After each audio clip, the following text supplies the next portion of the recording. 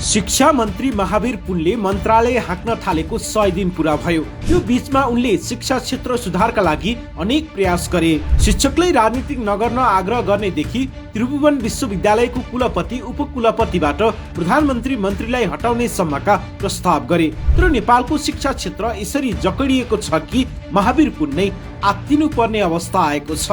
त्यसैले होला मन्त्री महावीरले अब त स्वयं विद्यार्थीका आमा बुवाहरूलाई नै आन्दोलनमा उत्रिन सार्वजनिक रूपमा आह्वान गरेका छन्। नेपालका धेरै विद्यालयहरूमा बेतिथि भ्रष्टाचार र अनियमितता बढेको भन्दै त्यस विरुद्ध एकजुट भएर आन्दोलनमा होमिन मन्त्री पुनले देशैभरका अभिभावकहरूलाई आग्रह गरेका छन्। विद्यालयमा भएका मनपरी बेतिथि भ्रष्टाचार र राजनीतिकरण हटाउन स्थानीय अभिभावकहरू एकजुट भएर आन्दोलन नगरेसम्म र कडा चेतावनी नदिएसम्म शिक्षा क्षेत्र सुधार हुन नसक्ने निक्रोलमा आफू पुगेको महावीरको भनाइ छ।